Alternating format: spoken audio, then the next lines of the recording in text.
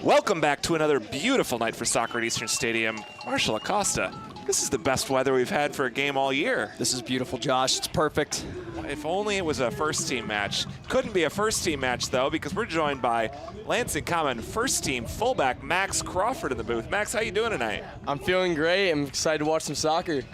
We are too. We are too. Max, it might be a little sore this evening, coming off a 3-1 walloping of the Strike Rovers over in Holland. That does not, the scoreline, I think, flatters the home team a little bit, Max. There are 5 goals from the run of play, a couple that were called back on offsides and some other stuff that we won't talk about, and a penalty kick. 6 goals in last night, 3 of them counted. Just from end to end, really controlled the match from the start to finish. What happened last night? You know what? It was just great to get back to winning ways. I feel like the boys, we changed up a little strategies. We played a 3-back yesterday, and it worked out to a charm. I think the field, the conditions weren't great. They were a little bit of a chippy team. It was a little bit of a physical game, but the boys were up for it, and the energy was high, and we just went after it, and it was just good to get back to winning ways. Yeah, you mentioned the conditions. It reminded old-time Lansing Common fans of West Michigan Bearings, who play on just a really thick grass field, much like the Macatawa Bay Middle School soccer field that the boys played on last night.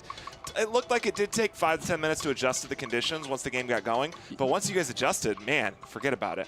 Yeah, it was rough. I mean, the first play of the game, I sat right on my butt. I was running in, and I slipped right away. That did happen. But no, we just had to get used to conditions, and after like 5-10 minutes, we were used to it, and it was basically just, just hit the ball a little bit harder, drive the ball a little bit more, but the boys were up for it yesterday, and it was good to get back on the winning sheet. So Max mentioned the little bit of a different formation last night, the 3-5-2. Sorg's got the boys back in a 4-2-3-1 tonight with some first-team appearances, although nobody that played significant minutes last night. We've got a back 4 of Christian Trunk, Storm Powers on the wings, Ben Novello making another appearance at center back, joined by TJ Withrow along that back line. Jack Heald back in at the twin 6 alongside Joey Farhat. Owen Resch playing the 10, Josh Madiri and Kyle Buchan on the wings, and Elijah Moss back as the 9. Max, what do you like about this squad? This squad, I think this is very good for them because it's an opportunity for them to get minutes and prove themselves. We got a lot of young guys in it, a lot of guys that are just coming into their freshman years of college. I like that Jack Heald in the 6. I think he's going to be key today. It'll be good for him to play with these guys, and I think it's just a strong lineup, and I'm just hoping that we can get after it and get a win today. Couple more of the first team guys in this lineup than in a typical reserve match. I think Sorg's just trying to match like for like.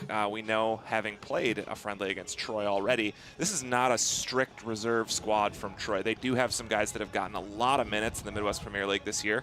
And so just trying to make sure that the strength of the squad is up to what the opponents are going to face so that this crowd at Eastern Stadium today doesn't see what the elementary school kids saw a few weeks ago. I think for us as well, I think we talked about in the talk is utilizing our forwards and being creative up top. I think on the wings as well, being creative on the wings is going to be huge. I think Josh and Kyle especially last game, he had a great game for us. And Josh is a very good wing as well. If we can get them in and let them be creative and have Moss finish it off, finish off some goals. A little more peek behind the curtain, shall we say, from last night in the stands. Strike Rovers actually had a kid who was on a red card, 1-game suspension. Things got a little heated apparently in the match against Tulip City. And Kyle Buchan comes in and he turns around and looks at me and he says, "Hey, Bucky's a really good player." So there you go. That's your your endorsement from the opponent. Doesn't happen very often in the stands. I was actually at that Tulip City game, this Rovers versus Tulip City game. And yeah, the kid, his name's Caleb. He apparently bad talked the ref after the game, and he got a card for it. Same with the head coach. The head coach got a suspension as well. Probably the match of the year in the Midwest Premier League, Great Lakes West. Not surprising, got that cross-town rivalry. Tulip City was none too pleased when Strike Rovers joined the league, but they've got a great facility out there in Holland, and they're really trying their best to put something together that's going to be community-focused and stick around for a long time. How was that food they served you guys last night? Oh, it was so good, and it was nice of them to give us food. Yeah, like, it doesn't surprise me. Provide for us. It looked awesome. good. We those of us who didn't play soccer last night were eating Hungry Howie's on the bus, which was still decent, but it wasn't that home cooked stuff. Didn't get that taco truck? Oh, I hit some of that too. Make no mistake. You can never go wrong with some Howie's, though. We do love our local options here in Lansing, though. Yeah, I actually know a lot of those kids on Rovers. I'm from that side of the state, and so played a bunch of soccer against them growing up and in high school. And yeah, they can get really chippy when things don't start going their way.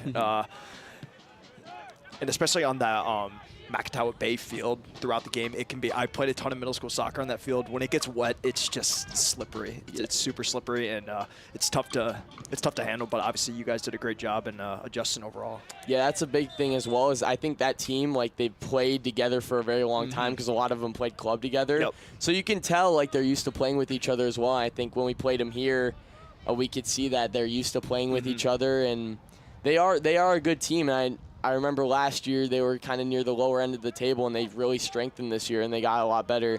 But, yeah, it was a very chippy game. When things weren't going their way, they just had to be physical with us, but we were up for the challenge. Supporters maybe got under the skin of some parents as well, as the supporters group was asked to move to the other side of the bleachers last night. We did comply, of course. I know some of those parents, they can be so soft.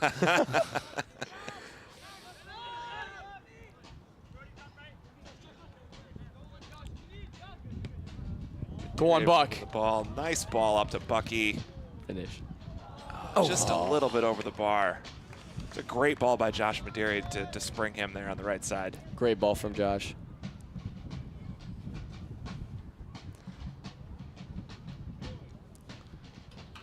Gonna be a goal kick from Troy, who struggled to play out of the back last time they were here. Keeper preferring to play it short.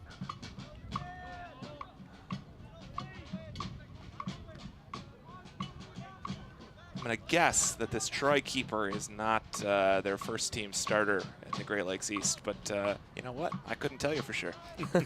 Don't have a roster.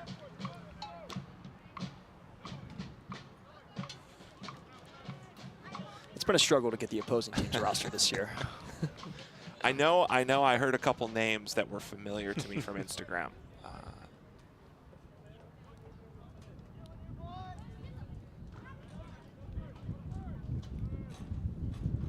Cross in and nobody home on the other end of that.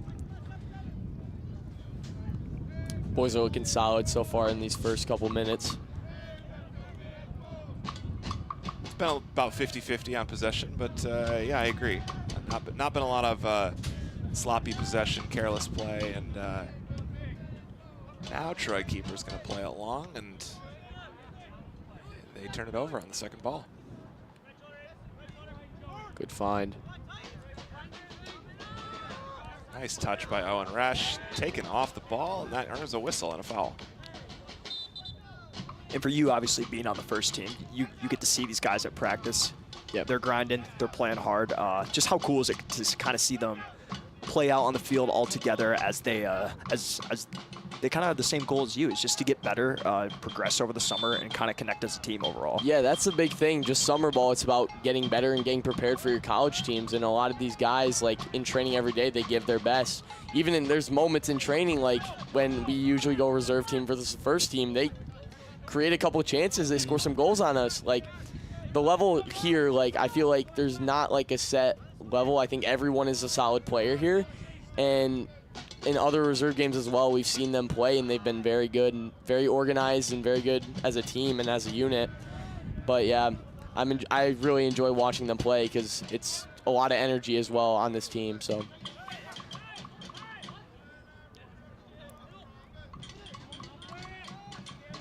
No doubt as Christian Trunk defends inside out. The ball into the box goes out for a throw-in. Real nice by Ben Novello. Great job.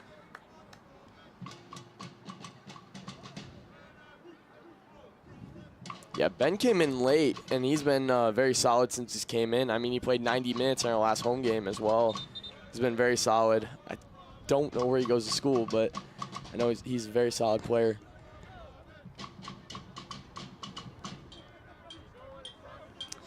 Yeah, me and Josh looked at that last time. We do not know where Rhodes College is. Don't know a damn thing about it. Don't know a thing about Rhodes College. But sounds fancy. Almost as fancy as Aurora.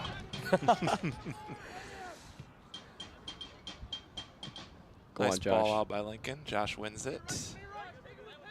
Take him on.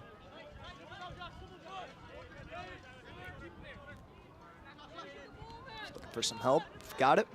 Josh is one of those guys in training that he's very difficult to defend one-on-one. He's very quick, very skillful, and the ball just sticks to his foot. He's a great player. I think he does the same thing at Spring Arbor. He's just a good player, and he's been solid, very solid. Max is taking the coach's instruction to heart, just being positive on the stream. I like that. Marshall, you'll be pleased to know well, you'll both be pleased to know that that tackle from Jack Heald last weekend was actually submitted to the league and to the officials as an example of should have been a red card. And of course, in the video clip, you could hear the crunch of the tackle, and then some idiot up in the commentary booth immediately says, "Wonderful tackle by Jack Heald." So be careful what you say and when, because it lives on in perpetuity on the YouTube stream.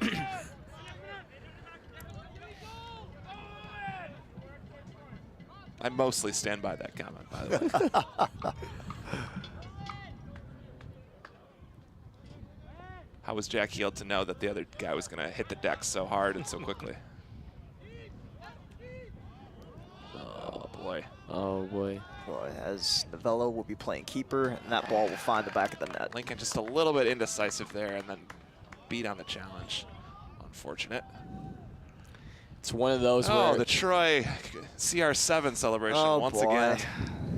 They're pulling him out. I'm out of jokes. I'm out of jokes. Yeah, that one's, it's just one of those where the keeper decides to come out. He has to commit to it, and fortunately we couldn't get to it, but...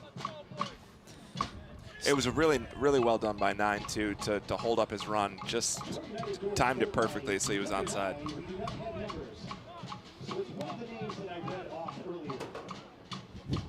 It's the public address announces that he doesn't know who scored that goal either.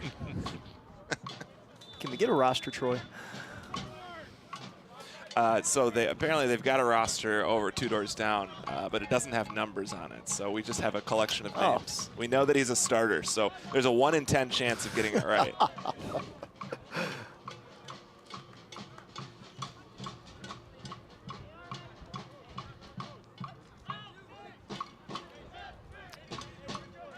As it looks like we have a corner kick here for the Robins.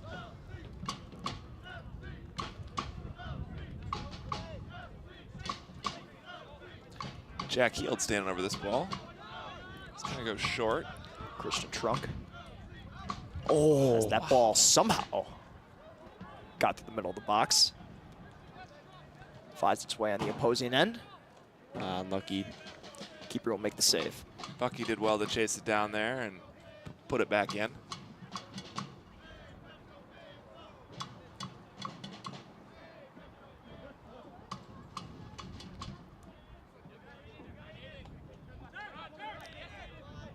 It's been a consistent issue this year for the reserve squad and the first team alike, getting the proper loft on those free kicks. Max, I know you've had a couple that you just kind of pop way up in the air and they come down. It seems to work pretty well for you. And don't even get me started on last night. Pretty much every ball, every dead ball was perfect last night. But you saw it again there as Bucky rolled it in, pretty low ball, and before that, Christian did as well. So I don't know if it's the turf or what the deal is, but just a consistent bugaboo for guys this year. Well, I mean, I think they were just trying to drive it across the box. They were trying to whip it in, and that's a difficult technique at points. No doubt. And so they just didn't get under it as much as they wanted to. But it was the right idea, just didn't execute properly. But still, the boys are looking solid. Hopefully we'll get that first goal soon.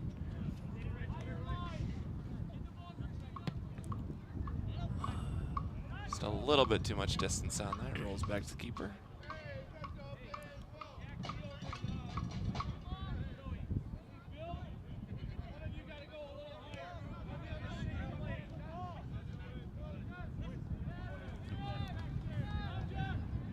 Great job winning that ball back. Just out of reach. Oh. I'm not sure how that happened, but Owen Resch managed to take the ball right off his man in the box. Good hustle from Owen. He was also a guy yesterday. He got some good minutes for the first team, and he was very solid when he came in. Yeah, that was a great effort there to try to win that ball back. As Troy will look to move the ball up. Yeah, I'd say it's not surprising since this is the end of the year, but this is such a strong reserves roster. I don't even have a question for you, Max, about like who are the standouts on this, right? Because like we already talked about Madiri, but great save from Lincoln there. Elijah Moss is somebody who's got a couple goals this year. Bucky and Owen Resch gotten real good minutes for the first team. Another great shot, just wide. And then Joey Farhat, another surprise. Christian Trunk also with the first team. Ben Novello's only played 2 games, but has been outstanding in both of them. And then, of course, Storm Powers, TJ Withrow, and don't need to say anything about Jack Heald. So this is a really strong reserve lineup of guys that have gotten a lot of minutes in a lot of different games for Lansing Common this year. Yeah, I feel like every single guy on this squad today, like they've all been involved in the first team at least one point during the season. And a couple of them have gotten decent minutes and made great appearances for us as well. Like, it's a strong side. And some probably would have gotten even more minutes if it weren't for the club season and their success with their club teams going deep into the summer.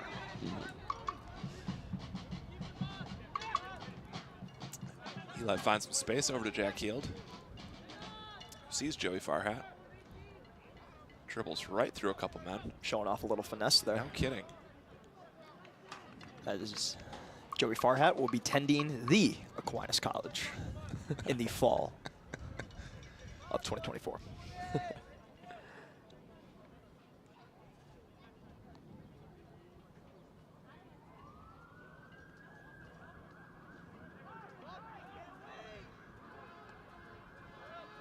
Max, we were talking a little bit off air about the differences between Paw Paw, where you are from and attended high school, and Aurora University in the northern suburbs of Chicago. What was your recruitment like in high school? And how in the hell did you end up in the Chicago suburbs coming out of rural Southwest Michigan? Yeah, great question. So I reached out to Aurora. I was kind of just reaching out to multiple schools at a time, getting my name out there basically. And Aurora reached out to me, and I talked to Coach Lakin. Coach Lakin is a great coach out there, and I knew a little bit about their program from the season before I came in because I was also getting recruited by Calvin at the time, and they ended up tying Calvin.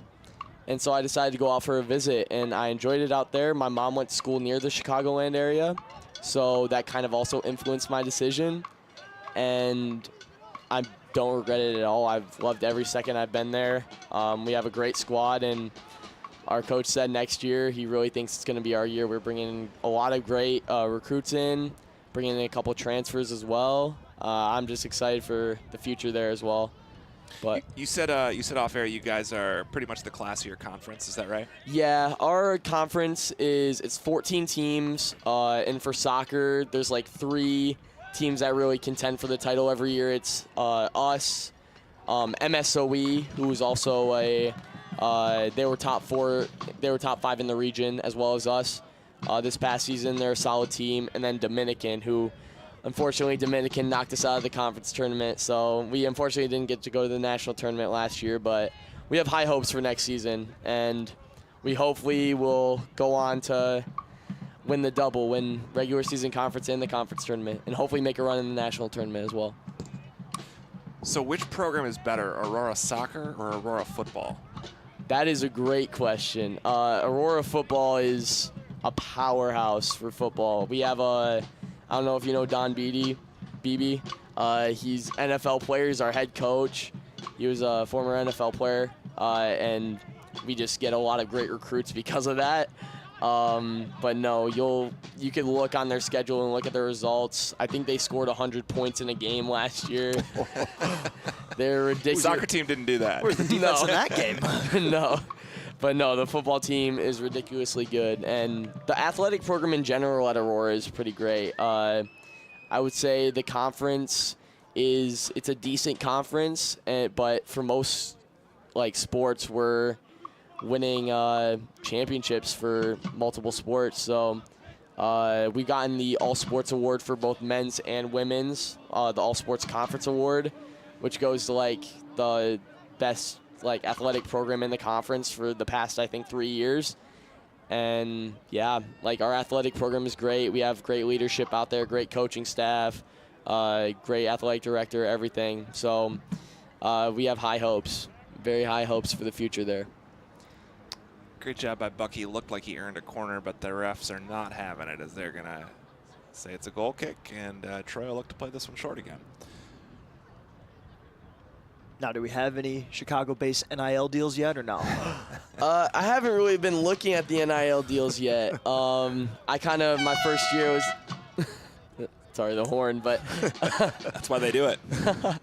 But I haven't really been looking at NIL deals. I've been just trying to focus on my freshman year, getting good grades, having a good season, just getting involved on campus as well. Yeah. But yeah, I'm definitely looking into it because make a little extra money would be nice. For sure. Maybe just free Topgolf, eh? Hey, I kind of get that. One of my Topgolf, if you're listening to this. Naperville Topgolf. Naperville. Yeah, I have a friend that she works there, and there you go. And so we kind of get in, and we're cool with the manager, so we kind of come in, and it's not free, but it's very cheap for us. So it's all about who you know and just the connections along the way. Exactly. Elijah Moss caught a finger to the eyeball, and foul given. Jack Heald going to be lining this one up. A little bit of gamesmanship here. Deciding where to place the ball. Ref keeping a close watch. Stepping off the 9 yards.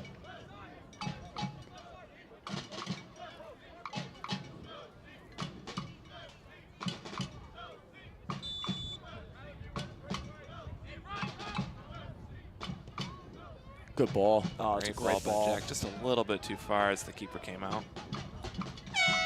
That's one of those weird ones where you have to decide if you want to drive that ball in, put some backspin on it, or if you want to whip it in. And I think that's a partial thing. I think he put a little too much on it when driving the ball in. I'm not going to make any comments about another crunching tackle by Jack Heald, lest I find myself careful, Josh, before the Midwest Premier League gamesmanship committee or whatever it might be.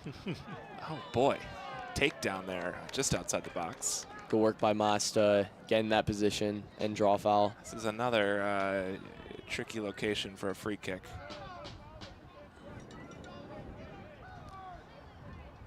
I know right now Heald is saying to them, I want it, this is mine.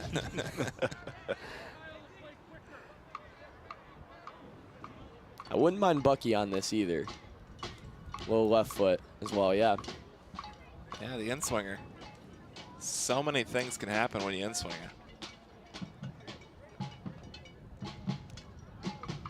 it. And the keeper recognizing that. Good ball. Ben Novello. Great head by Ben, just unable to get it under the bar. So speaking of recruitment, you talked about summer ball and sort of what you're trying to get out of this. and you obviously are geographically, Paw Paw is really convenient for you. You got a short drive to most of our road games. But how does a kid from Paw Paw end up in Lansing for the summer? What brought you to Lansing Common, and what was that recruitment process like? Yeah, great question. So I knew about Lansing Common. I heard, I was kind of keeping up with the Midwest Premier League when it happened. And I remember I heard about the story. I remember I was going through YouTube, and I was watching a couple games back because I was reaching out to summer teams at the time. And I actually came across the documentary of the 2022 season. Oh, boy, you flatter us. And I heard a lot about the story, and I just thought it's an awesome, I think it's awesome what you're doing. It's a big community club, and I was just invested in the story. So I reached out to Coach Sorg, and he actually reached out to my college coach, and he was like, hey, is this kid good? Should we take him? And my college coach, obviously, he's gonna talk good about me. And then I had a call with Sorg. He offered me a spot, and it was just something I couldn't pass up. And I knew I'm good friends with Moss. I played in a couple ID camps with him, played against him a couple times in club, and he mentioned he was coming here and he committed, and I was like, you know what? I'm with you. Let's do it. So. And I've enjoyed it ever since. It's awesome being able to play in front of the supporters group, in front of the fans, playing on a great facility with great players as well. Especially last game, what I was thinking about playing with KP and Derby in that back three, two experienced guys that I can learn a lot from, which is, I think ultimately me being here is making me a better player, which is awesome for obviously my college season coming up. Yeah, that's the idea. Now, can the supporters look forward to any of your Aurora teammates joining you next year? I will say, unfortunately, probably not. I'm the only Michigan guy on that Aurora roster. Unless one of our guys wants to come to Michigan for the summer, hey, I'll bring him over here. There you go. I was actually talking to my buddies play for a Midwest Premier League team in Chicago. I don't know if you're familiar with Czarny Joslo. Yeah, it's a Polish team out there. Yes, indeed. I played indoor with them a little bit. They wanted to, I was talking to them about this, me playing with Lansing, and they're like, oh, we should do a road trip game to go play them. So, but no, if I can somehow get one of the Aurora boys to come out here, I'd love for them to come play for us. I thought you were going to say they were trying to recruit you to play for their team. And they I was were going to ask if Crawford is a Polish enough name that you'd be allowed on the roster. They were recruiting me a little bit. I played indoor with them in the Europa Soccer League, which is basically a bunch of European-owned clubs in Chicago. Pretty much all semi-pro teams and couple ex-pros playing it, high-level college guys. It's really good competition in the winter. I played with them, and then afterwards the coach was like, hey, are you planning on staying in Chicago for the summer? I'm like, no, I want to go back home. I miss my family. I want to come back to Michigan. Well, we're glad you did, and we've been happy to meet your family at some road games as well. I know you said they've come to all your home games as well. I watched your grandma have to correct several people consecutively last night that she was not your mother, which I'm sure she enjoyed. Your dad maybe less so. Yeah, my dad, he hates it for some reason. He's just every time he's just no. He's Max's grandmother. It kept happening. It kept happening. No, it was great to hang out with them last night at the Strike Rovers game. And fortunately for them, they were sitting far enough away from us that they didn't get caught up in any of the shrapnel when the home fans got a little upset with us.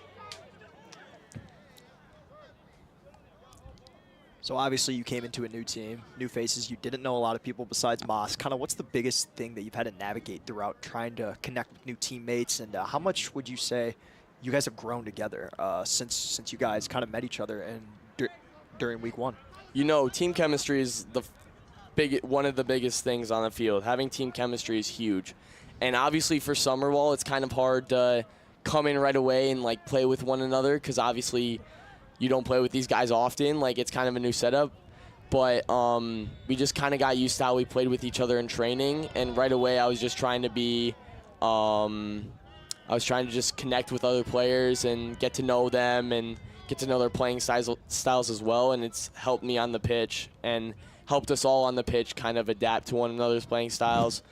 But no, I think coming into a new team, it was tough. It's always tough, but it's an incredible opportunity to play with new players and gain that experience of playing at a different level and like kind of a different level. Because I did not play in the Midwest Premier League before this season, so it was something new, and I've enjoyed it so far. I think the competition's great, and obviously playing with some like more experienced guys than me, playing at higher levels as well, it's making me a better player. Speaking of Moss, he just took one in the back there. Yeah, took a forearm to the back, and then the extracurriculars after. The Troy player pushed him back to the ground, stepped over him, and the ref awards a yellow to each player.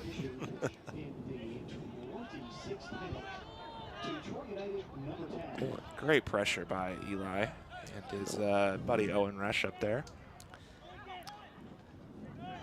Now, obviously, with Greg Berhalter out as the United States national team coach. Whoa, there's a statement. With him Where's out. Where's this one going? With him out, I mean. Sorry, Marshall. Have you told Coach Sorg, hey, why don't you put your name in there? Come on. I mean, you never know.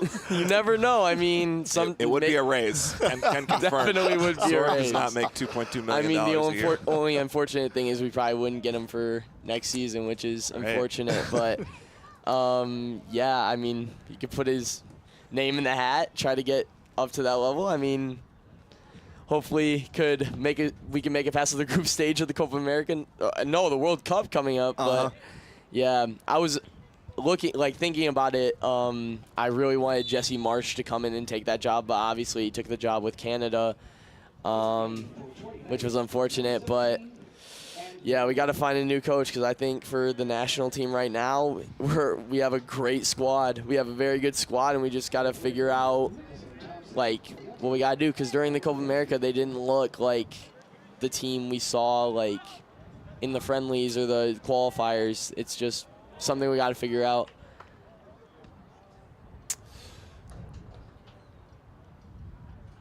Not sure what to say about that one. Foul call against the Robins. I don't know about that.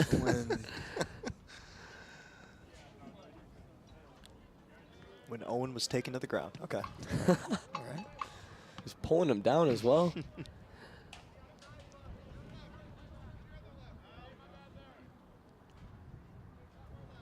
Now, what's the biggest thing kind of Coach Sorg has preached in you throughout your time at Lansing Common? Has he kind of, when you first came in, obviously you knew of him, but kind of what do you think of him so far as a coach, and what's been the biggest critique that he's had of you, and how have you changed that in terms for the better as you head into your fall season? Yeah, coming in right away, obviously it's a new coach, got to learn new things. I try to learn new things from every coach I have.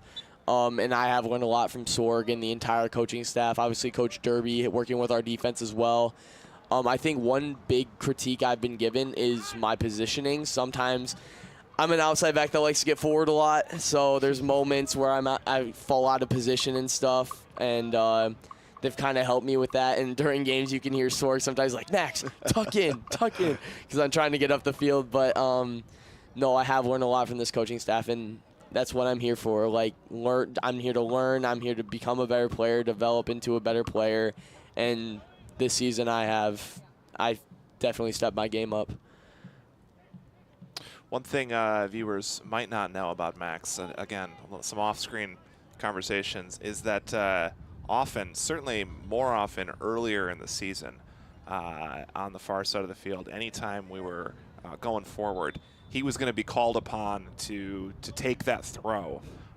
So I'll ask you something I've asked you before at O-Zones. Is there anybody on the team that can throw the ball 90% as far as you? Not that I know of. I remember That explains it. I remember it was during training one time, and we were scrimmaging, and I was just in the corner, and I was just our winger was going to take it. I forgot who it was. I was just I'll take it. And they're you sure? And then he just stepped back a little bit, and I was you can go farther. And I just chucked it in the box, and they were just shocked by it. And then we added it to the Indy boys game, and we almost scored off of it. Yeah. But after I did that, during training, like after the training session, they were like trying to throw it as far as I was, which was kind of crazy. But yeah, I always put up with that long throw. It's a nice trait to have. Troy's keeper just unfortunately punched one of his own players in the side of the head. Yeah, but going back to that, it's always a trait I've had, and I put it down to when I was younger, I played a lot of baseball. Like, I played baseball up into middle school, like travel baseball. Yeah. And I think just throwing the ball, like, that was kind of my big thing. So that was going to be my next question. Like, have you always had it? Because, like, you obviously have strong arms, so obviously there has to have been another contributor to that, whether it was in the weight room, whether you're playing another sport, but come to find out, baseball. Baseball was a big reason for that, and I think it's not so much my arms, it's like kind of my back, I don't know, it's just, it works for some reason. Like, and I remember Ty Uziak talking about, like, when I first did it, he was like, Max, are you, like, double jointed? How can you throw it that far? I was like, I might be. Who knows? That sounds like something Ty would ask. Also, not surprising to hear that even though you weren't always being pressed into service by the coaches, that the coaches would focus on turning that into a set-piece threat. Set pieces have been something that Lansing Common have focused on for a long time. And although they haven't been as deadly this year, last night, boy, I think there were 2 or 3 goals off corners. Only one counted.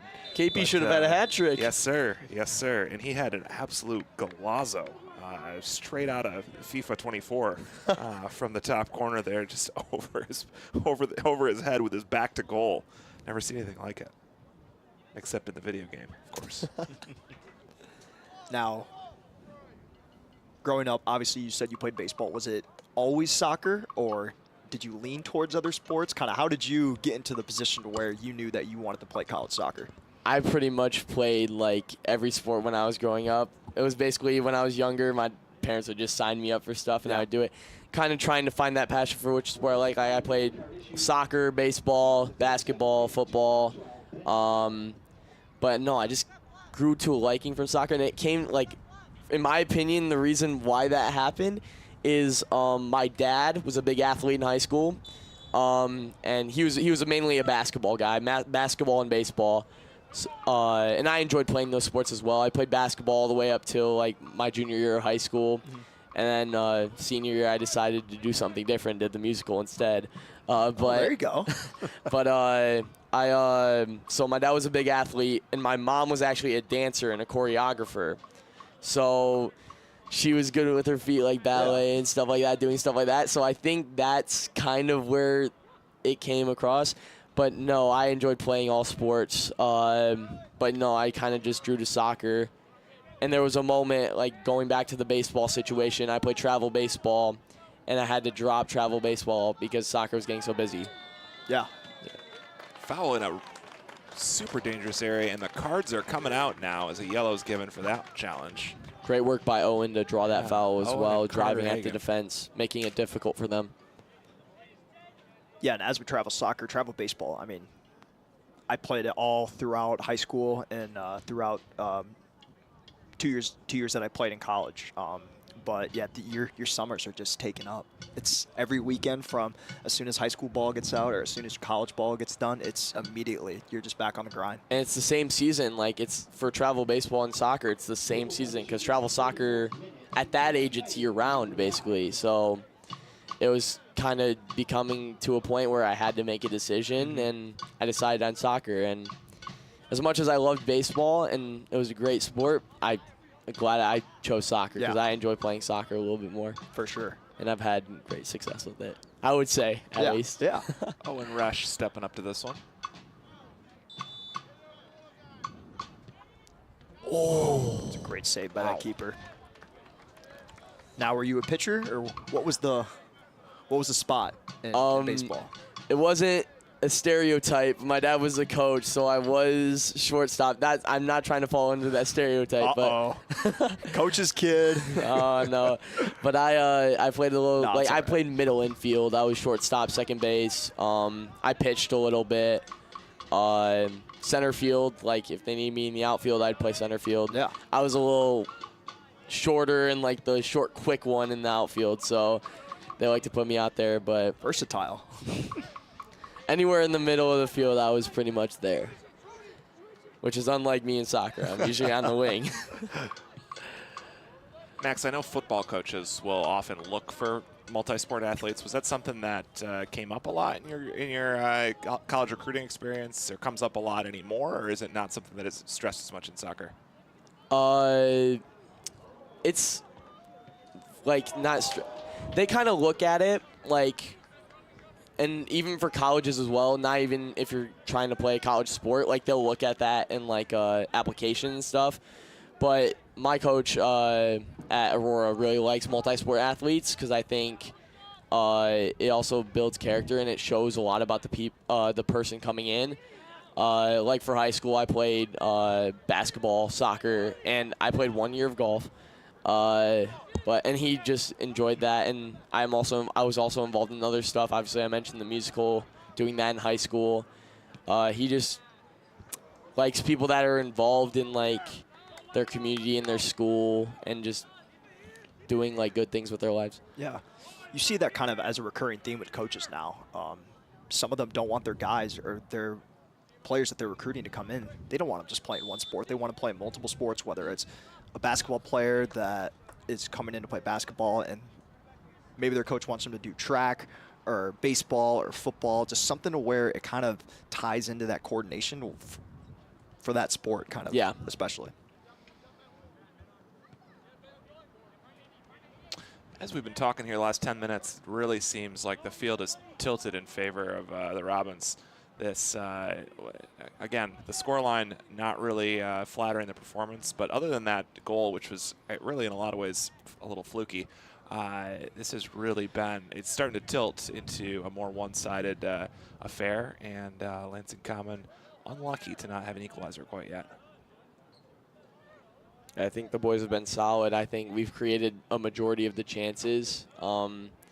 Just unfortunate on that goal, but I think this energy, if they keep up this energy and we keep going at them and keep playing the way we are right now, I think a chance will come in and we'll score. We'll get one.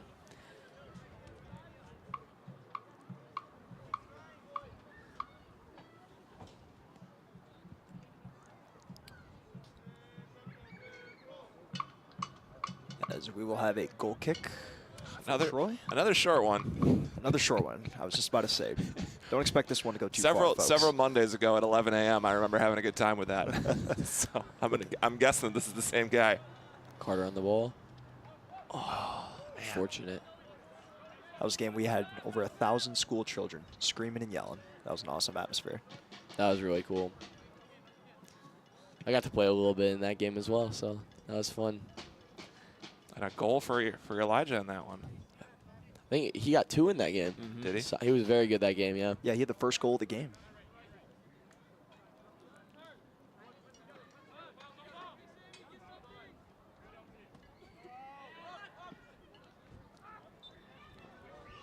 You can hear Sorg saying, don't let him out.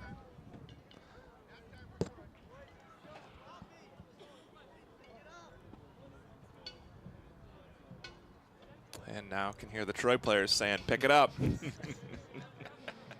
Both teams eager. Yeah. That's good, though. You want a good It sounds like they agree with match. They agree with my take that the field's been tilting a little bit. Once again, Owen Resch making a run. Oh, lucky. He was open along the back post. Really liking some of these runs Carter I'm seeing found from him. Lansing Common.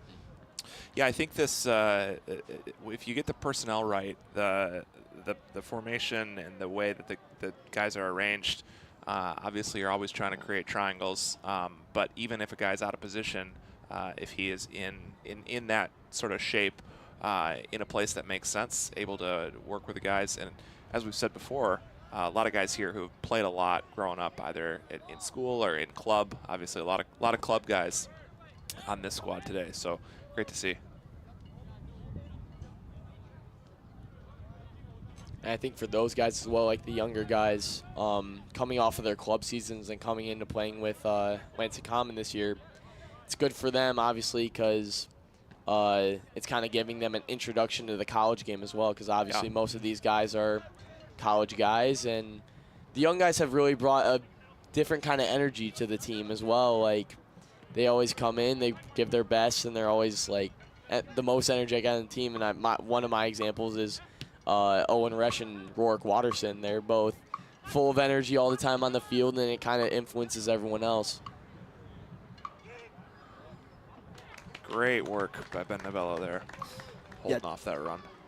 Yeah, it's always good to get some young, talented guys in there just to kind of freshen things up. And obviously, as you said before, those are very talented players. And coming in to kind of mesh with college guys to get them prepared for their upcoming seasons, it goes a long way, because then they show up to their first week of camp and maybe they don't have the nerves that they would have had if they hadn't played before, because they're adjusted to the overall speed of play and kind of the overall physicalness to it all.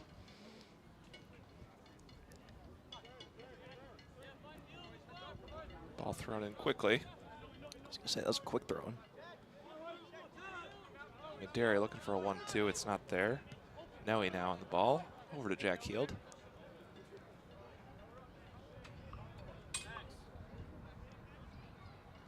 Max, did you play club? It doesn't sound like you had a lot of time for anything like that when you were playing 5 different sports.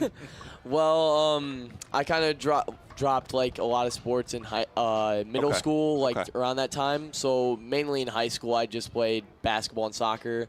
I played 1 year of golf, and then my senior year I kicked for the football team. But I played my club soccer at Kingdom, Kalamazoo Kingdom. Okay. And we had a solid team. We were state cup finalists in, I think it was my junior year of high school, and then my senior year we capped it off with the state championship, state cup final. Great group of guys. A lot of them went on to go play college ball. But no, I had a great experience with my club. I had Josh Ross was my coach for a while, who was the Western assistant. I learned a lot from him, and playing with those guys, it was just great experience. And a lot of them are going on to play college ball. So, is your is that particular assistant involved with Kalamazoo FC? No, he was my coach until my junior year at Kingdom. Okay. And then he got offered a coaching job at Oregon State. So he went there, and then we got a new coach, Colton Johnson, who is now at Michigan Rangers. Okay. Yeah, I know that the Western head coach, whose name has escaped me right now, is real close with Shane Lyons. With Sorg. Yeah, those we've had quite a few really talented guys come through Lansing Common thanks to that relationship, including Ethan Brandt, including Sean O'Mara, obviously Ty Uziak, and others as well.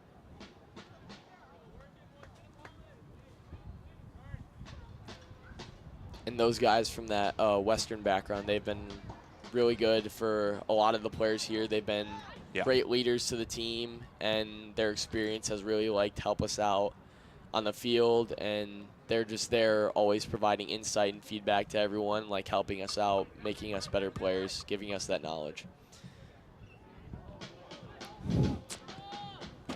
I don't know about that one.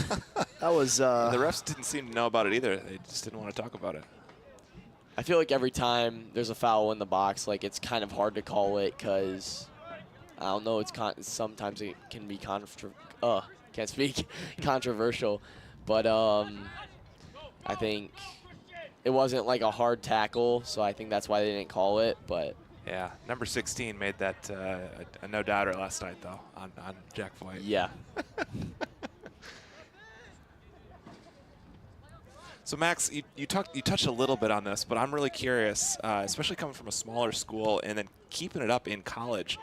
How did you come upon this theater habit, and what kept you sticking with it? Yeah, great question. I started theater in 4th grade. My mom was a choreographer, so she worked in Love it. dance classes and stuff like that. So your parents were turning you on to all sorts of different Pretty actions. much. I did a lot of It activities. sounds like there might have been a little bit of a competition there. Mom pushing for the dance, dad pushing for baseball, and here we are. I remember the days vividly when I was going, I would have a musical rehearsal, and then right after I'd be going straight to soccer practice or baseball practice, whatever. But yeah, I did the school musical from 4th through 8th grade. And then going into my freshman year of high school, I had to make the decision to either do the musical or play basketball. And at the moment, I chose basketball. And I kept up with choir, though. So I was in choir all 4 years. I was in our varsity choir for 4 years. And I was coming into my senior year, I was coming off a pretty bad junior year of basketball. We were not that great, I'm going to be honest. We didn't win many games. And I just wasn't enjoying it like I used to. And the musical got announced, and we did Footloose my senior year of high school. And I was like, I kind of want to go back and audition. And then I ended up getting the lead, and it was awesome. So I don't regret it one bit. I think having that, having the ability to be able to do both is nice. That's why I kind of chose a smaller school. Sure. I had a couple D2 schools and actually a couple D1s reached out, but I ended up choosing to go to a smaller school because I was able to do other things, not just soccer. Yeah. Probably gets you in with not to stereotype, but a different group of people than the soccer team too, huh? Yeah. I mean, soccer guys, those are my guys, but also getting to meet new people off at college was awesome. Yeah. So, yeah. Love that. Max, I'm just sorry the first half is over because we've had a great time talking to you, but it is. The score is Troy 1, Lansing Common 0. We will see you right back here in 15 minutes.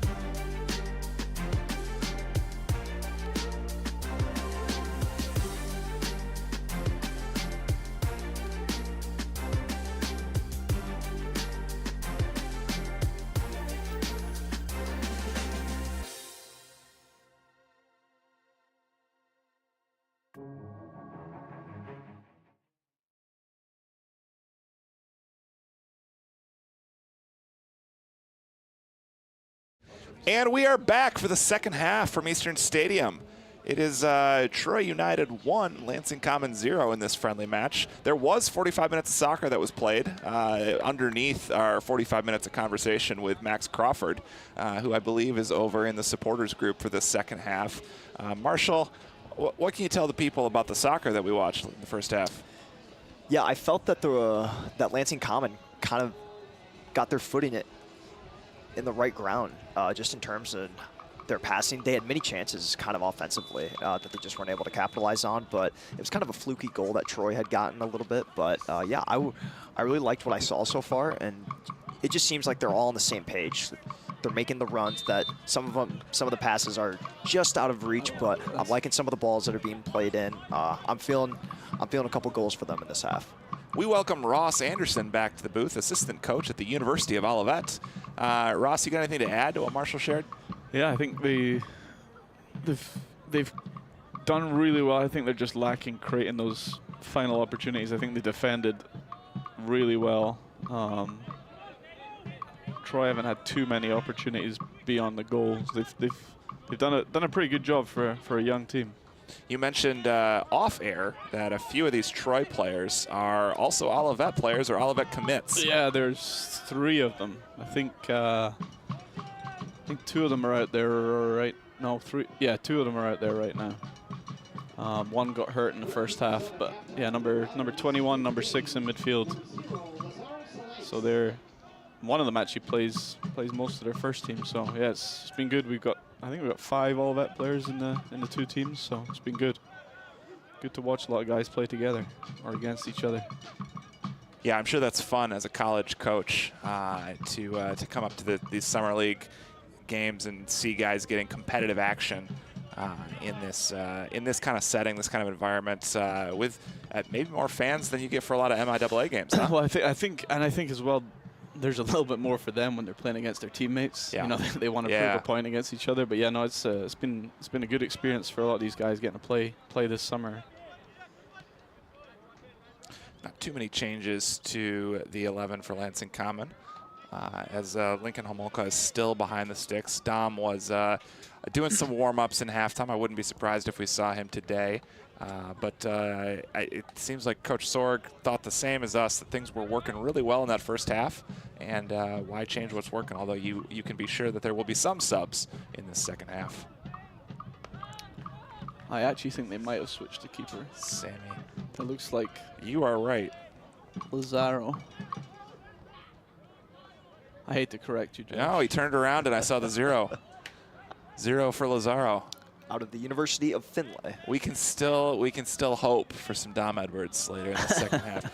Oh, wonderful takeaway by Madiri there, and earns the foul and the yellow card. Goodness. As that Troy United player is fired up. At Troy getting close to second yellow. There's just not many places for them to spread these around.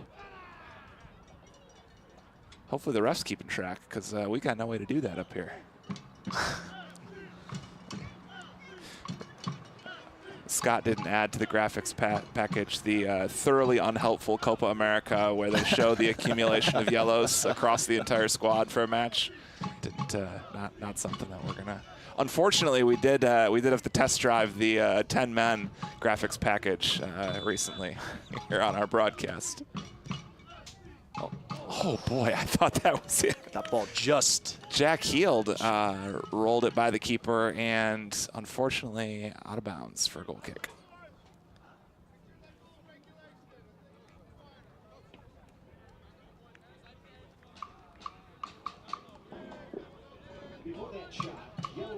Now Lincoln will be coming to Olivet this year for his first year, correct? Say that again, sorry? Now Lincoln will be coming to He's Olivet this year. He's an incoming freshman, yeah. Yeah, he is. Kind of what were the biggest things that kind of attracted him to you guys, and what were kind of the factors that attracted him to you? So it was actually one of our conference rivals coached him at club and said, you know, we have all these recruiting websites, they have all the film and all the stuff that we look at, and I knew he played for Hope's coach and said, hey, what do you think of him? He said, really nice kid, great attitude, really hard worker, and he's one of them. As soon as you start speaking to him, you just instantly enjoy, you know, having a conversation with him. I remember did his call on the way down to showcase in Indiana, and I said, hey, Lincoln, I've got a couple hours, and I probably could have talked to him the whole time I was going down. He's just a really, really nice kid, good family, works super hard, and he played in the first team game, was it Northern Indiana a couple weeks ago, and he called me after. Did you watch, Coach? What can I do better? What did you think? You know what? And he was asking me about things he can do before the fall. So just a really nice, hard-working kid, good attitude, which those are undervalued in college for sure. Yeah, I thought that was a really, really unfortunate game to have. I didn't think a lot of those goals fell at the feet of either keeper. No, in that game, just tough to take a start like that. He kind of said, you know, I'm not going to complain about getting an opportunity to play, but playing in that game is maybe not what he was expecting. I mean, I spoke to him about this and said, you know, Kyle's playing, a couple other guys are maybe going to try out. I said, you should do it. And I said, even if you don't play, just the opportunity to train at this level and, you know, train around some of the goalkeepers, you know, Sean and the guys in the first team. He never thought he'd probably play many games at all, and he's obviously impressed enough to get an opportunity, and I think it worked out well with just guys being gone that he got that opportunity. So he's definitely grateful for it, and he's done. I think he's done pretty well for getting thrown in at the deep end. Well, we had talked a lot too about the differing NAIA roster rules, or I guess the absence of rules preventing a concentration of players on the same college program from being on a Midwest Premier League team or any semi-pro team. Yep. But what we didn't talk about that Max Crawford mentioned off air is the other NAIA rules that come into play is the number of international players. You're not going to see that many international guys in an NCAA squad at any level. Yep. And that changes things too. You're playing guys that are just at a higher level because of where they come from and the way that they grew up playing. A style, no matter where they're from, that's just different than guys that grew up in this country. Yeah, definitely. I mean, I think I can probably count on one hand the amount of times I've played against or coached against a Division III team that has a single international, never mind more than one. Whereas you play some of these NEIA, or I was at Davenport, you'd play teams. We played a team from Nebraska, and I think they had one American in the roster. You know, every single kid was an international player. So, yeah, when you get that opportunity, and I've said that to some of the guys that are playing in the summer, they get to play against some of these guys that, you know, like you said, come from a different background. It makes you better for sure. Great turn from Owen Rush on the edge of the box. Set up a shot by our own international, man from England, Jack Heald, who sends it over the crossbar and out of bounds. Hopefully his countrymen do some more of that on Sunday. Ross, we spoke a little bit about this the last time you were here, but we didn't get specific, or maybe we did. Did we talk about your Scottish side? Not too specific. I think you asked me, and I don't know if anyone had heard of it. So okay. Dundee is my Scottish team. Okay, there we go. So a fairly decent-sized club. Yeah, they're in the top league. Decently-sized city. In the top league. Yeah. Yeah, I mean, it's a family club that my grandpa, who's passed away now, but 90-odd years he was a fan, so I didn't really have a choice. It's one of those things you don't. It's not through. You know, you don't grow up like a team like that, expecting them to be like Man City winning everything. But it's a family affair. So I'm going to be in Glasgow on August 31st, and I'm going to hope to be at a Celtic Rangers match. So we'll see if I can't score some tickets. I might have to talk to you off air and help you out there. Perfect. I mean, it's an environment that I think you have to experience. I remember I took my in-laws over, and one of the teams where I'm from played a game, and to say she was taken aback by the language was an understatement. It's my wife and my 10th anniversary trip, so I think what would you rather have out of a trip like that than it'll be something the two of you will never forget. I can tell you that for sure.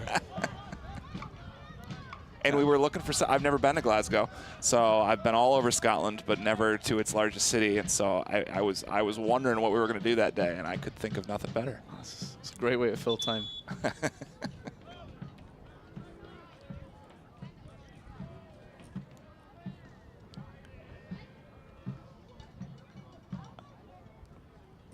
Somebody's down, and it might be Noe Macias. No, I see Noe. I cannot see the numbers. We're doing process of elimination here. TJ Withrow is stand-in. Novello's stand-in.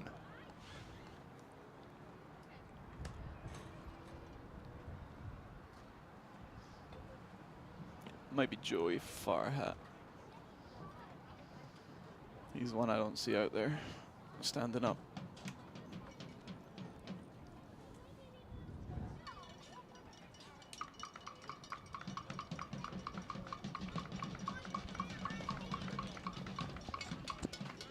Thumbs up from the young man. Walking off under his own power and looking like he does not want to sub off. He's about to have that conversation with Sorg.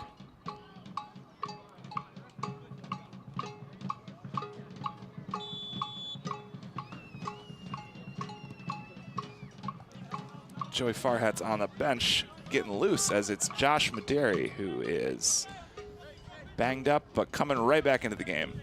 Making a tackle, dispossessing the Troy attacker. A little surprise there.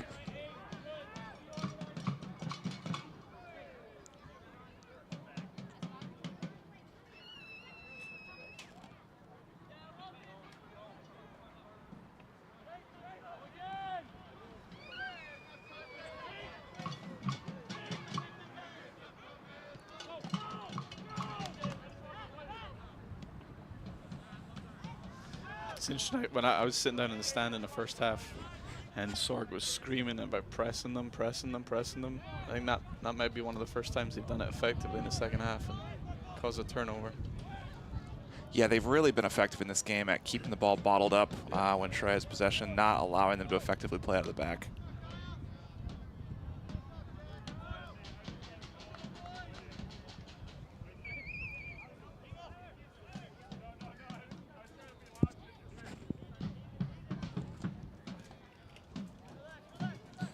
Back to the keeper once more for Troy.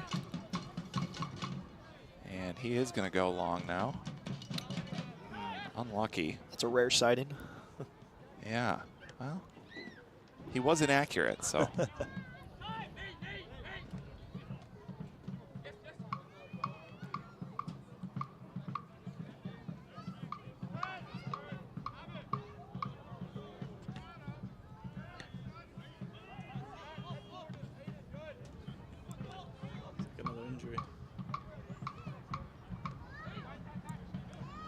Yeah, looks like Jack Heald is up now as he has the ball. He'll boot this one up. The press forces another negative ball back to the keeper. They've definitely been a lot harder to play against in this game than the first time they played them, which is good to see. No doubt.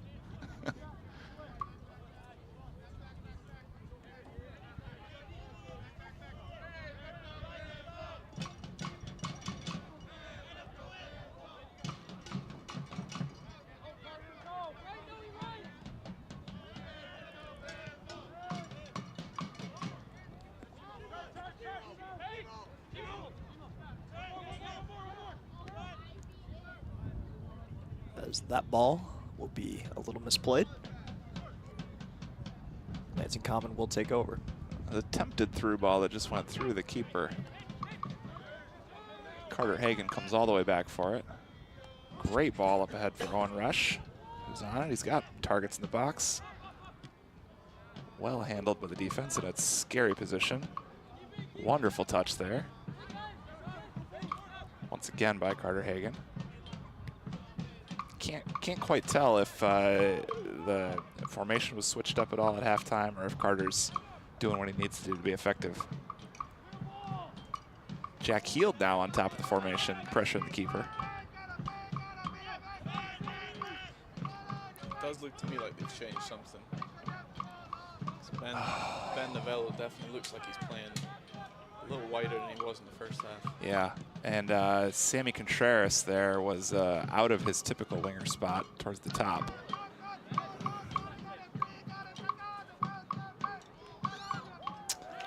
And that was TJ Withrow, just unlucky to get muscled off the ball and beaten to the top of the box for a Troy goal. And once again, through the first 15, Troy had very little of the possession. did not very often have the ball even on Lansing Common's side of midfield, and able to convert there. Just kind of a long ball that they kicked up there.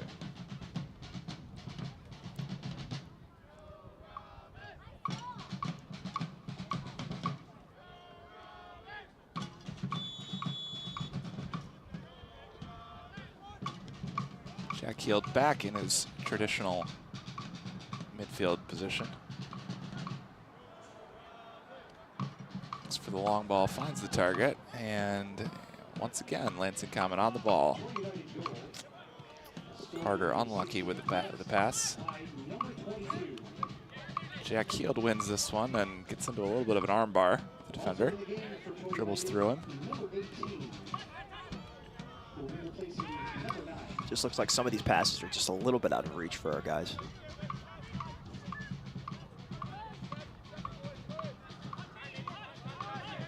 Nobody there for the long ball.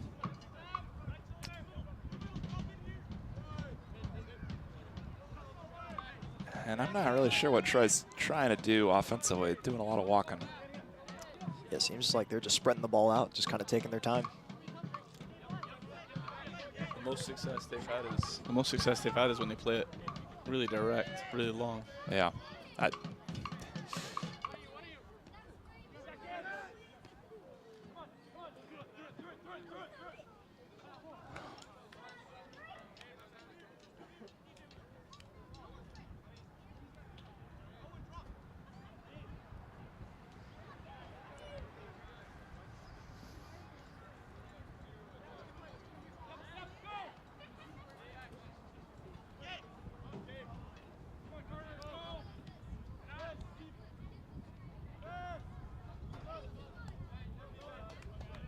Pressure by Owen Resch wins this one. It's a great job winning that ball, earning the throw. Oh. The Robins will look to attack here inside the box.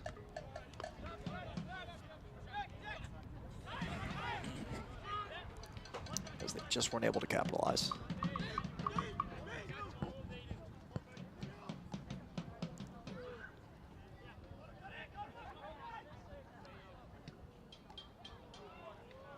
As that shot will go wide. Wide for a throw-in.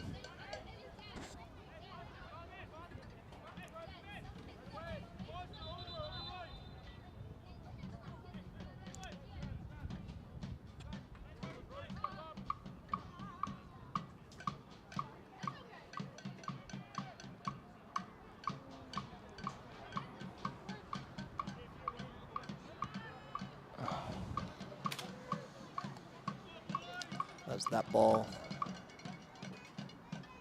was a bit too long. Not really sure what we were going for there. It's just that final ball that seems to be deserting them. I mean, that attack seemed it had potential because the Troy players were spread out. Spread out and looking a little slow and lazy 50 yards away from their goal.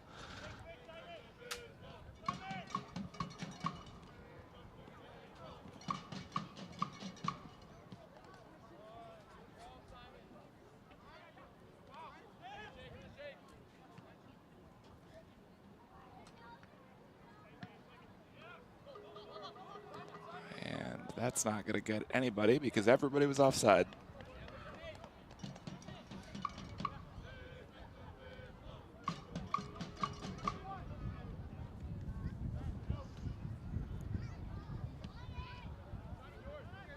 Now Carter Hagan on the other end of a clearance. Finds some space for him. Finds the back of the net. Carter Hagan, what a strike with his left. Looked like he was waiting for options as he was fighting 1-on-2. The options did not arrive, and he said, I'll do it myself. And Troy's going to need to wake up in a hurry, or this game's going to continue to turn. I was almost going to question whether he should be shooting from there, but then.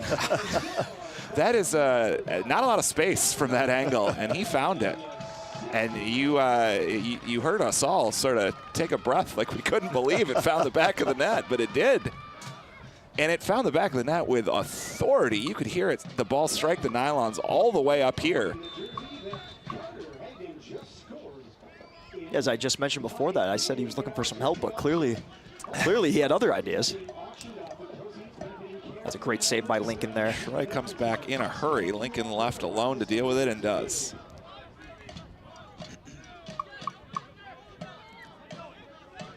Sammy Contreras finds some space. Back to Owen Resch, who dribbles himself right out of a 1-on-2. Back to Sammy. Knocked out of bounds for a Lansing Common throw.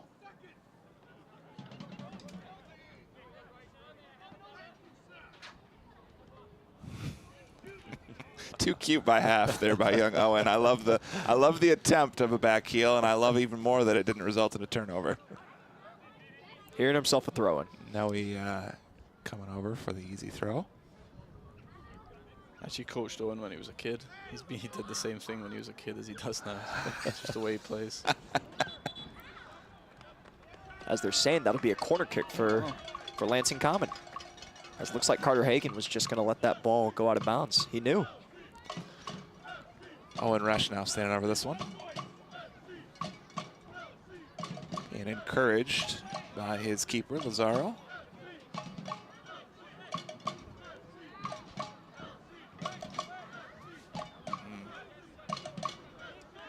As that ball was batted, as Owen retains possession. He's looking to find someone in the middle of the box. Oh, Owen was looking for the low percentage strike of his own there. He decided to do it himself. Had a really nice attempt at corner, but Troy just had too many heads in the way and too much height. As Sorg's got the triple sub coming back in. Yeah, it looked like he was talking to all three of them as that corner was going on, kind of relaying the message of what he wants to see from his guys. Elijah Moss, Joey Farhat, and Storm Powers will all re-enter the game.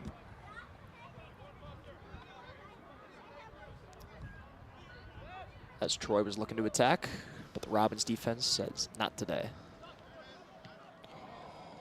Josh Maderi almost earned himself a breakaway there. It's unusual for me to see Kyle playing Buchan playing as a wingback. I don't know if I've ever thought of playing him out there for us, but he's doing a good job. He's good defending there.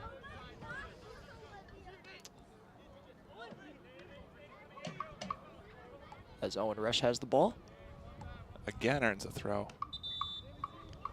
Ross, you were in the stands, so you did not hear this, but I was sharing that last night. The Strike Rovers had a player who was suspended on a red card, and so he was in the stands a few rows in front of us. And when Bucky entered the game, he turned around and looked to me, standing with the supporters. We were obviously well identified as Lansing Common fans. And he said, "Hey, Bucky's really good. I played with him early in club or high school or something." I just thought, wow, that's never happened before on a road trip to me. Never, ever. He told me last night that I think that's the most he's played for the first team, and he obviously did well. He said Mooney came up to him after the game and said he wasn't familiar with his game. Didn't realize how good he was. The Shaq meme, I love it. That's what he said. He said I wasn't familiar with the game. That's awesome. As that ball's played in. There it is again. As the keeper deflected it. That was him on the, again. I was curious what he'd be like, having played so much last night, but it doesn't seem to be affecting him. Robbins getting some very good opportunities. He was in a rotation with Sammy Omar last night, so he played probably 10 minutes into the first half, and then a few more minutes in the second half. But I think the staff told me he played the whole second half. Oh, did he really? That's what he said. Well, he earned it, and he certainly has a fan on the other team. As Troy's looking to attack here.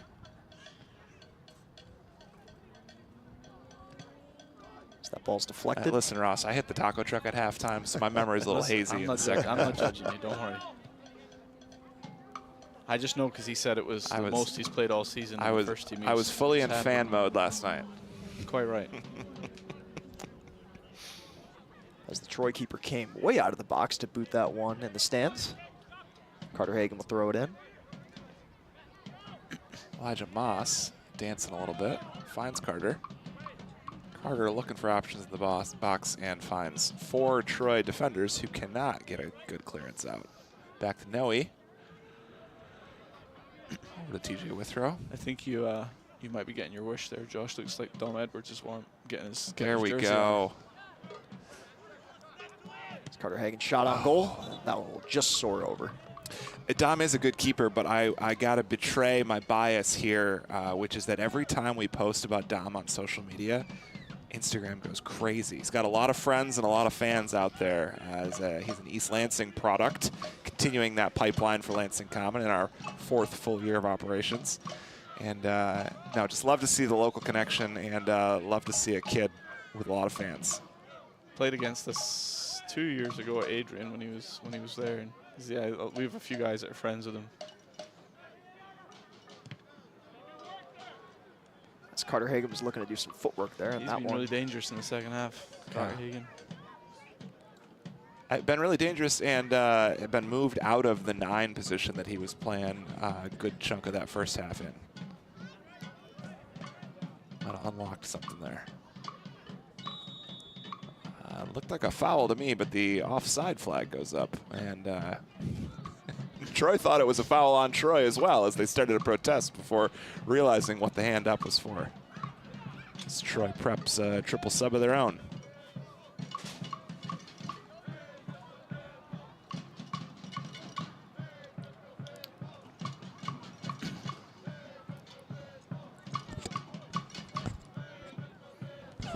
Thought for a second we weren't going to get the short kick from their keeper, but he opts the short kick anyways. As eagle-eyed viewers may have recognized Max Crawford standing up over in the supporters group section right next to Ken Seelman. That does not surprise me. Those two are together. We'll see if he tries to jump in on the Coffee Firm Man of the Match interview. I know he'll be invited to. I know Ken wants me to do something with the coffee firm as well. He's been bugging me about that. I haven't got the heart to tell him I don't like coffee. I drink tea, but we'll see if I still get invited. He doesn't mind that. That's only one question. And in the game for the Robins, a goalkeeper switch, number 30, Dominic Edwards. As the crowd erupts for Dom Edwards. They must have heard me talking about Instagram. They said, no, we're an IRL fan club as well. Now with a nice head down to Owen Rush. Just can't quite get his toe on it, but does force the negative ball. Oh no, he forces some dancing from the winger, who turns it right over to Carter Hagan. A little extracurricular. Oh. Joey Farhat forces a ball directly out of bounds for a corner kick. I really thought Joey was going to get one there. They definitely had all the pressure in the second half. The Robins are looking to move faster.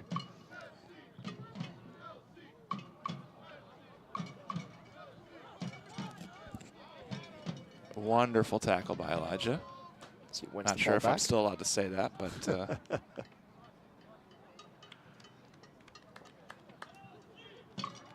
yeah, Carter Hagan has been all over the field this half for the Robins. Yeah.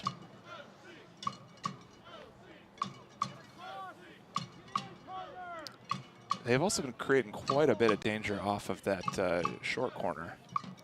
As this ball's batted around in the box, Troy will boot it out. Troy kind of hanging on a little bit here. Uh-huh. Yeah, it's getting to that point for Troy where they're just trying not to lose it now.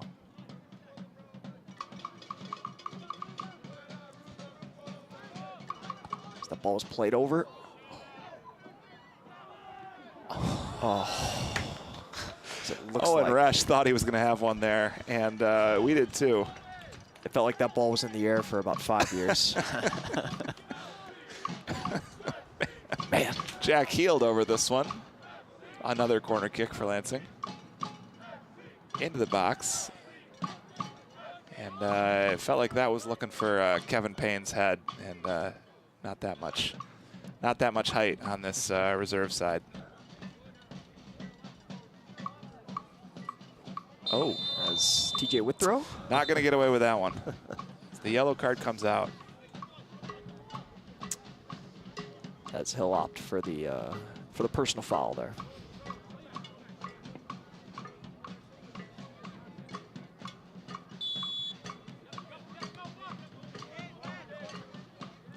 Short free kick goes right into some pressure. Eli Moss almost takes the ball away.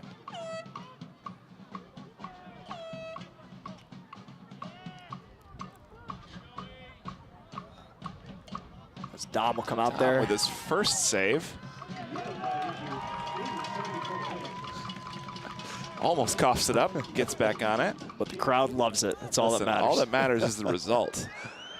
As he That looked like boots it down. looked like a save to me, and maybe an assist here as Carter Hagan comes down and forces a wild kick out of bounds by the keeper. I love it. Dom providing that spark right off the bench. Gotta Begging love it. for the ball from the ball kids.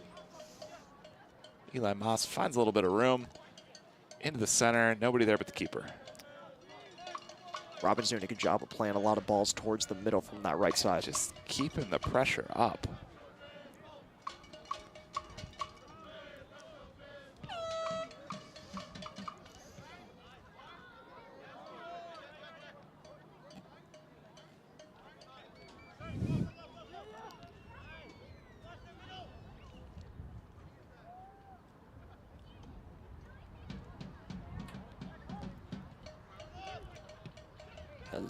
A lot of speed for that winger from Troy, but his centering pass did not find its intended He plays our target. conference. It's not the first time I've seen him do that. He's electric.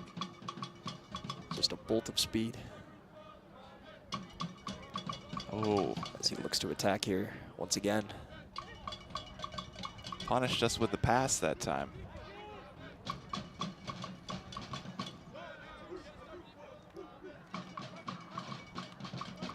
Dom looking for options. Team spread out, elects to play short to TJ Withrow. TJ holds up, then keeps carrying. And TJ gonna try to find Elijah Moss and once again force a wild kick out of It's bounds. interesting how much the keeper wants to play out from the back, but when those balls come, he wants nothing to do with it. There wasn't even a ton of pressure on that either. And you know, because we've seen it a million times, that Elijah is vulnerable to getting a little misdirected when applying pressure there.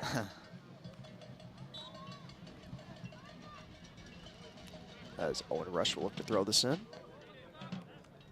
He'll find Josh Maderi, who takes his shoulder. No call there. Oh no, he hauled down by the horse collar. And I don't know if 9's on a yellow, but that referee did not go into the book as he's demonstrating for number 9 what he did. As looks like it'll be Jack Hill taking this one for the Robins. Sorg directing traffic. I always find this interesting. It's like when Scotland were playing and McTominay took all the free kicks and corners. He's one of the tallest players, Jack. I'm surprised he's not in the box. As that ball was headed out by Troy as they look to move. One of the tallest players and on the roster, but especially on this roster. Yeah, yep.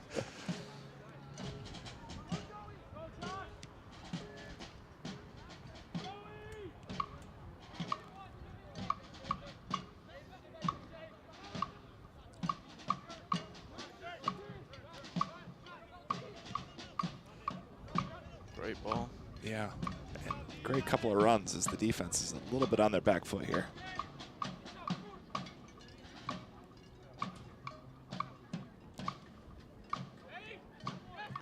"17 looks to shoot. Great tackle. As the Robins will look to get set here. Owen Resch going back and playing some defense at the top of zone 18.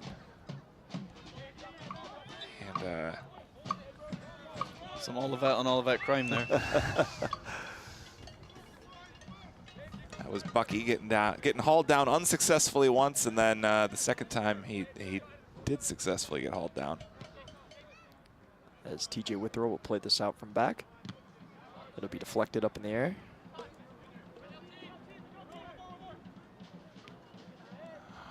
And Troy will look to move here.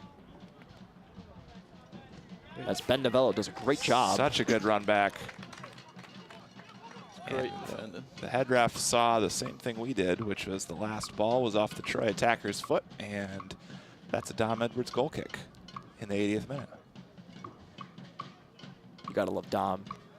Appreciated that extra hustle by Ben Novello to get back there.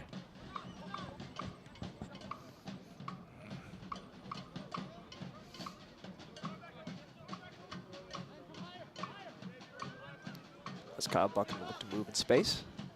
Find Elijah Moss. As Ben Novello nearly saved that ball from going out of bounds, but the refs will award Troy with throw-in.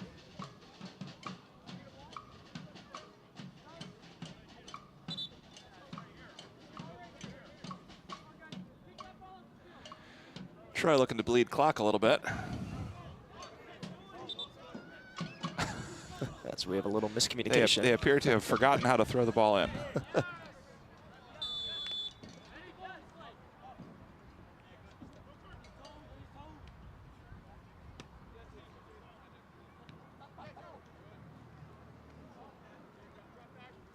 As Elijah Moss will look to move here.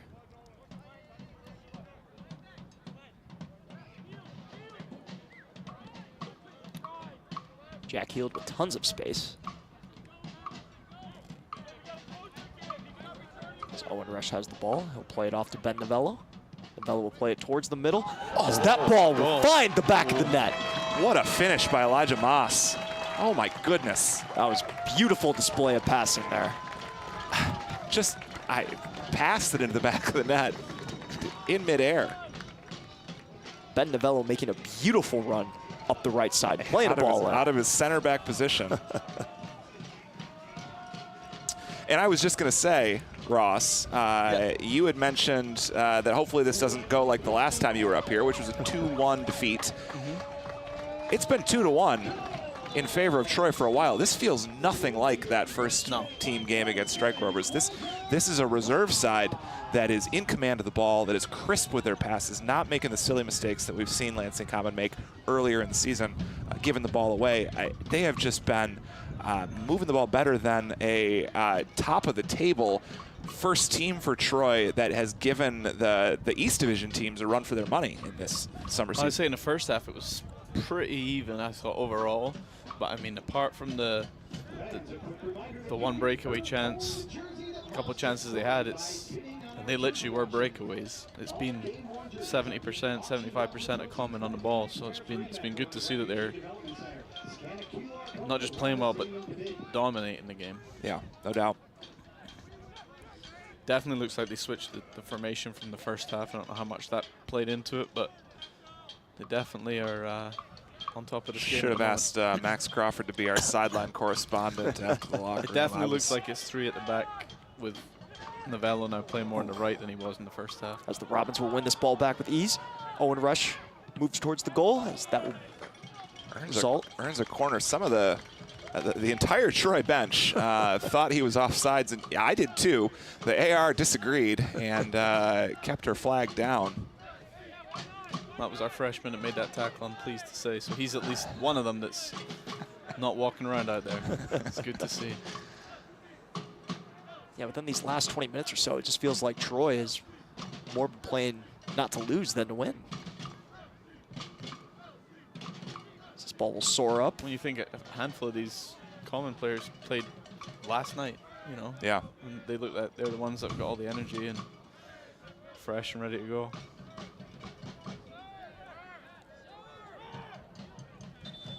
Oh boy, that's As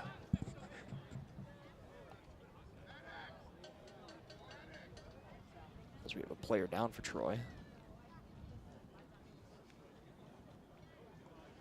I don't know what's going on, but it was sudden and it does not look good. Another reminder that if the Robins score one more goal tonight, you'll receive a 20% off coupon to use at Sparty's Coney Island in the Frandor Shopping Center. Come on, you Robins.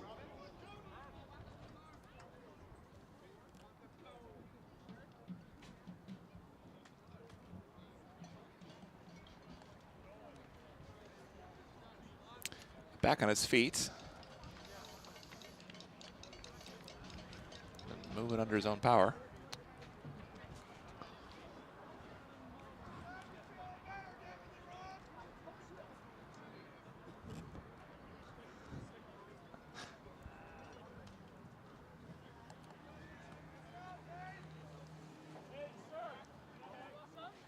He has left the field, but Troy calling for a sub, which they will be allowed to make as this match crosses into the 85th minute.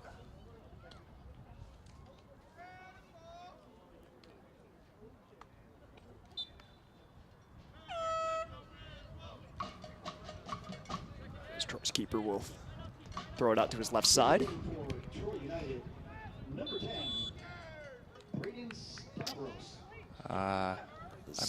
Immediate turnover, but a foul called on Elijah Moss. Not sure what the ref saw there, but he saw something. I think after the guy played it, he caught his leg as he played the ball. And looked like 18 got him right back. He's one of our players as well, 18. TJ Withrow is looking to move that ball up. Owen Rush with some pressure. Owen Rush will win it back. Taken down in the box, and this Lansing Common bench was wanting a call there, but unfortunately they're not going to get it, as it'll be a goal kick for Troy. Sorg was a little animated there. He was not happy with the call. It's because I'm not in the stands, so he knows he's got to fill in. As Troy was looking to play this You can ball. tell he's taking this game just as serious as the first team. That reaction was no doubt. Not impressed. Oh, wow. So there's a no call there. Trago studs up, and Noe is lying on the turf to no attention from the referee as he gets up now that they're back in possession. Still looking a little shaky, but the attack is on. Yeah, Lansing Common moved very quick. Dom Edwards getting that ball out of his hand in a hurry. And now Eli, a little bit of a takedown, and this time the official points to the spot on one that looked Less of a call than like the first far more of a 50-50 than the It's just a makeup call.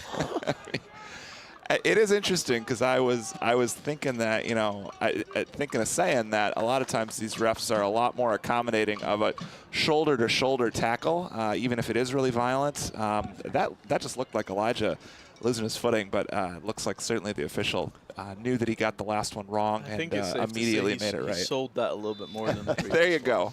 Elijah lines it up, puts it in the back of the net. That's a goal. Lansing 3, Troy 2. Elijah Moss with a brace, his second goal in the 87th minute. As the Robins have come back from a 1-0 deficit at half. Great effort has been displayed. Come back from a 1-0 deficit, from a 2-1 deficit, and these boys have shown all kinds of heart against a side from Troy that, as Ross Anderson has validated, is made up of a good bit of first-team starters. So night and day from some of these other, from the last time these two sides met, and as it turns out, it is night now, and it was day then. Yeah, just a great effort by the Robins. And it's paid off here as they lead 3-2. And you hope that they just continue to attack and continue to stay in possession and do not drop back as they force in another immediate turnover just a couple seconds after the kickoff. This press, this new formation in the second half, and this aggressive forward style of play has just paid dividends for them. And you know that that's what Brent Sorg loves to see. Another foul called.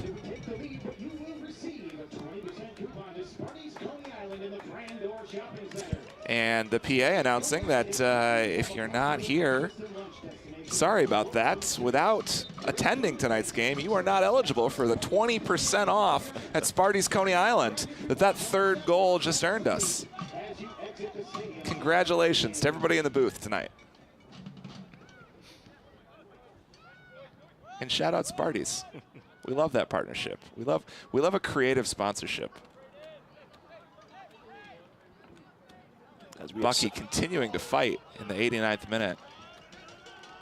And we have some type of powder coming from. So you can just about see Max Crawford through the smoke. That's a smoke bomb, Marshall. I've not seen a smoke bomb in a long time. Josh, you got Scotland, you might see a few more of them. I believe it. I believe it. Imbued with a bit more religious meaning. Yes. Shall we say. Yes. As Dom Edwards will take his time and he'll pick the ball up. As the Robins will look to advance the ball forward here. No indication of extra time from the officials yet. Oh.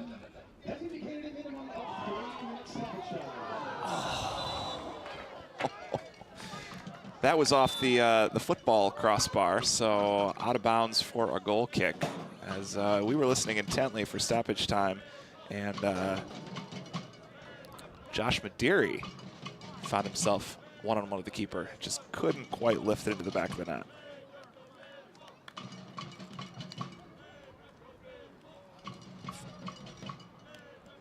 We're gonna have 3 minutes of stoppage time tonight, as Joey Farhat is subbed out. In the game for the Robins, number 4, Owen Rush. Yeah, I just love how the Robins are still attacking. I mean, you saw what happened to Troy when they started to play like a team that just didn't want to lose the game. It just came back to bite them, but it's good to see the Robins still attacking offensively.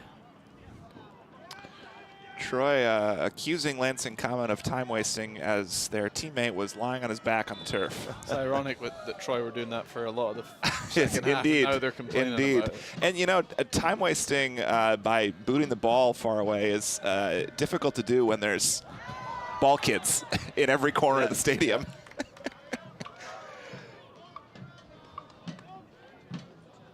Dom Edwards fouled as he attempted to punch that one away. And it's going to go back to him for a free kick.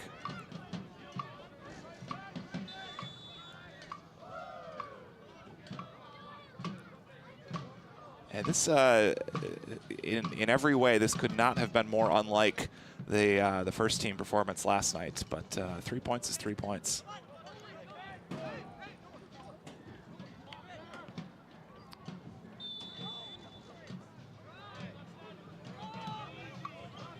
So it'll be a foul called there on Owen Resch. Sorg encouraging his team to take it easy, just meaning, you know, no stupid fouls. So Owen Resch right back into the mix, wins the tackle, back to Troy's back line. Really nicely won by Christian Trump there. Goes out of bounds for a Troy throw. They go right back at the back line, and this one's out for a corner, as we got about 55 seconds left in this one. Keeper's going up. As Lansing Common will look to get set here defensively. And the 2 balls on the pitch chant comes from the supporters group.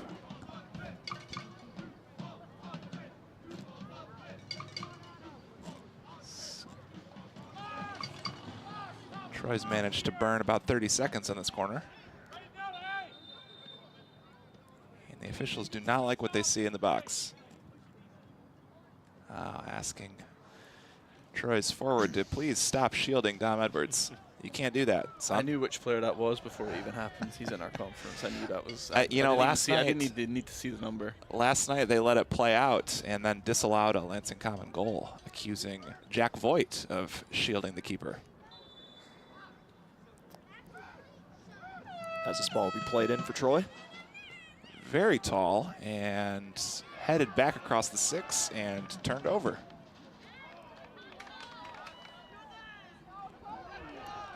As Josh Madiri. Josh Madiri with some dancing, holds onto the ball, holds it short, and the ref says, that's enough. What a comeback win for this reserve side from 1-0 down, from 2-1 down, a 3-2 final.